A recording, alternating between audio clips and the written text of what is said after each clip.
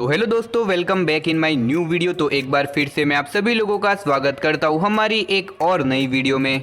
जो हद हो गई यार ये तो फिर काम शुरू करें।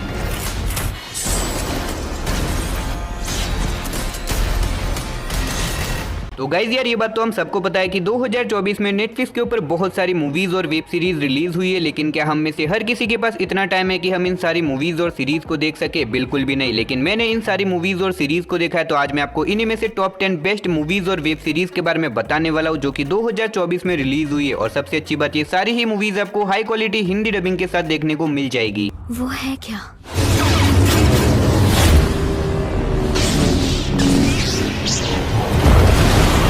तो चलिए बिना देरी के वीडियो की शुरुआत करते हैं हमारी आज की नंबर 10 की मूवी से, जिसका नाम है वायलेंट नाइट। ये 2022 में रिलीज हुई एक एक्शन कॉमेडी मूवी है जिसे IMDb की तरफ से 6.7 आउट ऑफ 10 की रेटिंग मिली हुई है। इस मूवी के अंदर हमें कहानी दिखाई जाती है एक बहुत अमीर फैमिली की, जो कि क्रिसमस मनाने के लिए अपने पुराने घर में आते हैं, लेकिन अचानक से वहाँ पे कुछ लुटेरे आ जाते हैं उनके घर के अंदर $300 मिलियन की चोरी करने के लिए। लेकिन कहानी में असली ट्विस्ट तो बताया जब इसी बीच एक सेंटा क्लॉज इसी घर के अंदर गिफ्ट बांटने के लिए आता है और वो भी इन सब चक्करों के अंदर फंस जाता है। लेकिन ये सेंटा कोई नॉर्मल सेंटा नहीं है, ये रियल का सेंटा है। और भाई जब इसकी सटक जाती है, वो एक एक करके इन सभी लोगों की बहुत गंदे तरीके से लेने लगता है। यानी कि वो डिसाइड करता है कि वो कैसे भी करके इस अमीर फैमिली को इन लोगों से बचा के रहेगा। अब आखिर एक अकेला सेंटा इतने सारे गुंडों का सामना कैसे करेगा और इस बीच मूवी के अंदर क्या कुछ होता है, वही सब कहानी जानने के लिए आपको इस मूवी को देखना पड़ेगा। अब इस मूवी के अंदर आपको एक्शन के साथ साथ यार बहुत ही तगड़े वाली कॉमेडी भी देखने को मिल जाएगी। अगर आपको एक्शन कॉमेडी मूवी देखना पसंद है तो मेक श्योर आप इस मूवी को एक बार जरूर ट्राई करना। तो नंबर 9 पे जो मूवी आती है उस मूवी का नाम है मिया क्लूपा। ये 2024 में रिलीज हुई एक ड्रामा थ्रिलर मूवी है जिसे IMDb की तरफ से 5.1 आउट ऑफ 10 की रेटिंग मिली हुई है। इस मूवी के अंदर हमें कहानी दिखाई जाती है मिया नाम के एक लॉयर की, जिसकी अपनी मैरिड लाइफ बहुत ज्यादा प्रॉब्लम में चल रही है, जिसकी वजह से वो बहुत ज्यादा परेशान है। अब इसी बीच मिया को एक आदमी का केस मिलता है जिस आदमी के ऊपर अपने ही गर्लफ्रेंड को मारने का आरोप लगा हुआ है। अब ऐसे में मिया इस केस को इन्वेस्टिगेशन करने में लग जाती है। लेकिन कहानी में ट्विस्ट तो बताया जब मिया को अपने ही क्लाइंट से प्यार होने लग जाता है। अब इससे आगे मैंने अगर आपको मूवी की कहानी के बारे में बताया तो मूवी की स्टोरी रिवील हो सकती है। अगर आप जानना चाहते हो पूरी मूवी की मिस्ट्री और इसके अंदर दिखाया गया थ्रिल क्या है, तो आपको इस मूवी को देखना पड़ेगा।